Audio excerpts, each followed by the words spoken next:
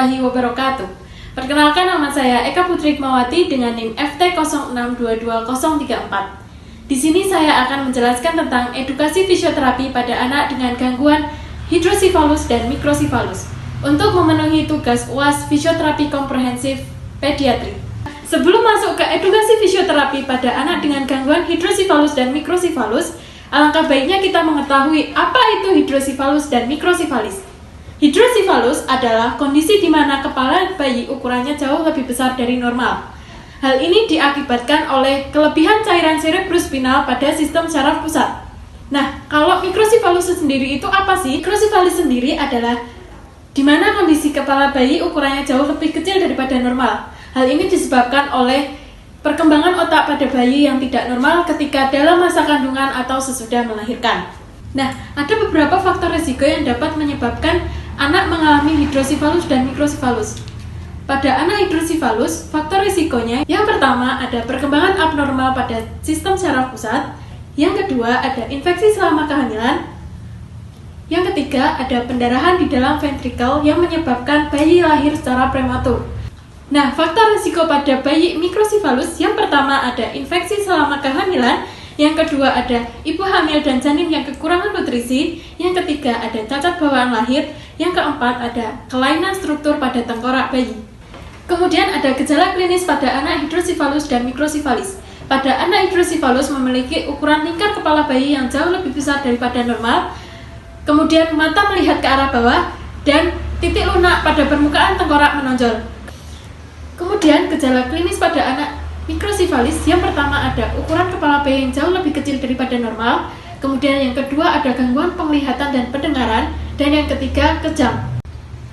Hidrosipalus dan mikrosifalis sebenarnya dua kondisi yang berbeda, namun pada keterbatasan gerak fungsi dan penanganan fisioterapisnya sama. Gangguan gerak fungsi pada anak hidrosipalus dan mikrosifalis yang pertama ada gangguan tumbuh kembang, yang kedua ada gangguan motorik, dan yang ketiga ada gangguan keseimbangan dan koordinasi, yang keempat ada gangguan pada aktivitas sehari-hari. Kemudian ada peran fisioterapi dalam menangani anak hidrosipalus dan mikrosifalis. Yang pertama yaitu untuk melatih kekuatan otot, yang kedua untuk melatih keseimbangan dan koordinasi, yang ketiga meningkatkan kemampuan motorik, yang keempat ada meningkatkan kemandirian dalam aktivitas sehari-hari, yang kelima ada kemampuan dalam kognitif dan sosial. Kemudian ada intervensi fisioterapi pada anak dengan gangguan hidrosipalus dan mikrosifalis, yaitu yang pertama dengan latihan penguatan otot dan mobilisasi, yang kedua yaitu dengan latihan keseimbangan dan koordinasi, yang ketiga yaitu latihan motorik kasar dan halus, yang keempat yaitu latihan sensori, dan yang kelima yaitu latihan dengan aktivitas sehari-hari.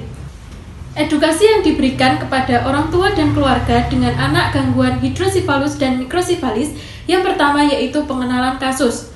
Pengenalan kasus kepada orang tua dan keluarga tentang apa itu hidrosipalus dan mikrosifalis, serta mengetahui penyebab, tanda, dan gejala jika anak mengalami hidrosipalus dan mikrosifalis. Yang kedua yaitu melibatkan orang tua dan keluarga dalam sesi fisioterapi guna mengetahui cara merawat dan menangani anak dengan gangguan hidrosipalus dan mikrosifalis. Yang ketiga yaitu memberikan informasi tentang tanda peringatan yang harus diperhatikan kepada orang tua dan keluarga jika anak memerlukan bantuan secara medis. Kemudian juga ada evaluasi fisioterapi. Evaluasi fisioterapi digunakan untuk menilai apakah ada kemajuan dari sesi fisioterapi yang diberikan kepada anak dengan gangguan hidrosipalus dan mikrosifalis, serta dapat memberikan terapi yang sesuai dengan kebutuhan anak. Sekian video dari saya, kurang lebihnya saya mohon maaf, semoga bermanfaat. Wassalamualaikum warahmatullahi wabarakatuh. Bye-bye.